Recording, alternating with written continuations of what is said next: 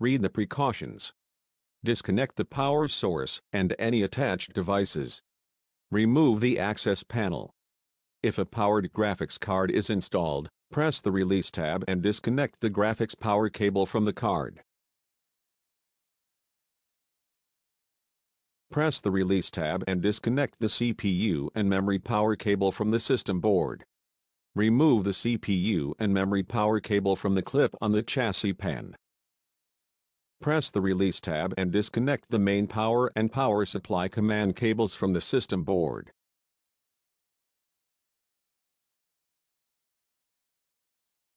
Press the Release tab to open the cable clip on the drive cage and remove the power cables. Remove the 4 Torx T15 screws that secure the power supply to the back of the chassis.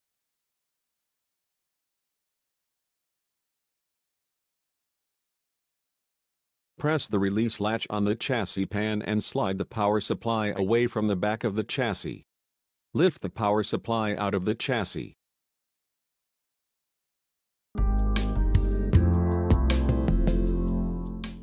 Lower the power supply into the chassis and slide it to the back of the chassis. Replace the 4 Torx T15 screws that secure the power supply to the back of the chassis.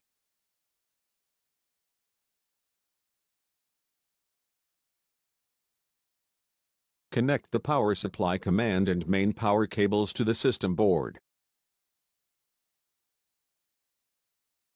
Replace the power cables into the clip on the drive cage.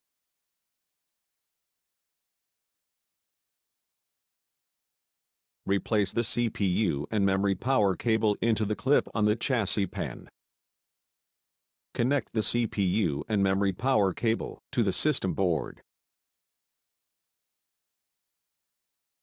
If a powered graphics card is installed, connect the graphics power cable to the card.